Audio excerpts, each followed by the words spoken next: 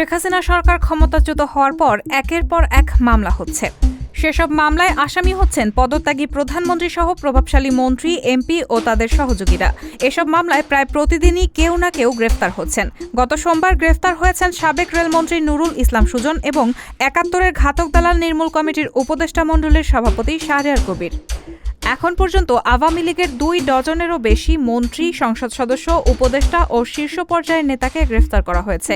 এর মধ্যে সাবেক আইনমন্ত্রী আনিসুল হক, সাবেক প্রধানমন্ত্রীর বেসরকারি শিল্প ও বিনিয়োগ উপদেষ্টা সালমান এফ রহমান এবং শেখ হাসিনার সাবেক জ্বালানি, খনিজ সম্পদ ও বিদ্যুৎ বিষয়ক উপদেষ্টা তৌফিকি ইলাহি চৌধুরী ও সাবেক জনপ্রশাসন মন্ত্রী ফরহাদ হোসেনও রয়েছেন।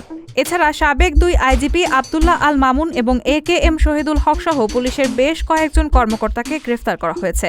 গত ৫ আগস্ট শেখ হাসিনা পদত্যাগ করে ভারতে পালিয়ে যাওয়ার পরপরই হযরত শাহজালাল আন্তর্জাতিক বিমানবন্দর হয়ে দেশ ত্যাগের চেষ্টা করেন আওয়ামী লীগ সরকারের মন্ত্রিসভার একাধিক সদস্য। সাবেক তথ্য প্রযুক্তি প্রতিমন্ত্রী জুনায়েদ আহমেদ পলককে বিমানবন্দর থেকে গ্রেফতার করা হয়। একই দিনে তার কিছুক্ষণ পর গ্রেফতার হন সাবেক পররাষ্ট্রমন্ত্রী হাসান মাহমুদ। ইমিগ্রেশন পুলিশ তাকে আটকে দেয়।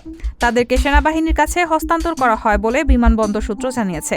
যদিও পরে আবার পলক, সৈকত ও সাবেক ডেপুটি স্পিকার শামসুল হক টুকুকে একই দিনে খিলক্ষেত থানার নিকুঞ্জ আবাসিক এলাকা থেকে আত্মগোপনে থাকা অবস্থায় গ্রেফতার দেখানো হয়।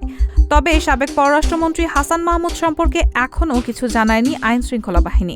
বিমানবন্দর থেকে ছাত্রলীগের ঢাকা বিশ্ববিদ্যালয় শাখার সাধারণ সম্পাদক তানভীর হাসান সৈকত এবং ঢাকা মহানগর শাখার সাধারণ সম্পাদক রিয়াজ মাহমুদকেও আটকের খবর আসে গণমাধ্যমে। এদিকে সরকার পতনের পর আওয়ামী লীগ সভাপতি শেখ হাসিনা সহ দলের অনেক নেতার বিরুদ্ধে গণহত্যা, হত্যা, গুম ইত্যাদির মামলা করা হচ্ছে। তাদের অনেককে গ্রেফতার করা হয়েছে, আবার অনেককে রিমান্ডেও নেওয়া হয়েছে। এখন পর্যন্ত যাদেরকে গ্রেফতার করা হয়েছে তাদের মধ্যে উল্লেখযোগ্য হচ্ছেন সাবেক আইনমন্ত্রী আনিসুল হক, সাবেক বাণিজ্যমন্ত্রী টিপু মুন্সি, সাবেক মন্ত্রী আসাদুজ্জামান নূর, সাবেক শিক্ষামন্ত্রী ডক্টর দীপু মনি এবং সাবেক প্রধানমন্ত্রী শেখ হাসিনার উপদেষ্টা ও বেক্সিমকো গ্রুপের vice chairman Salman F Rahman.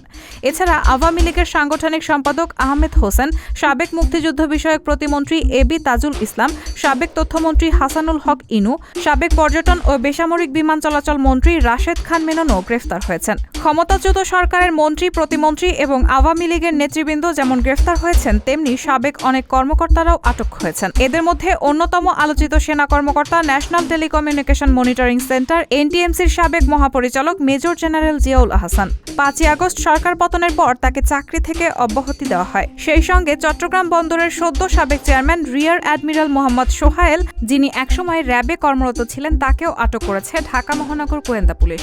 তবে বাংলাদেশে কোটা বিরোধী আন্দোলনের সময় নিহতের ঘটনাকে ঘিরে যেভাবে আওয়ামী লীগের নেতাকর্মীদের গ্রেফতারের ঘটনা ঘটছে, তার সমালোচনাও করছেন অনেকেই। রেহানা মুন, সবার কথা।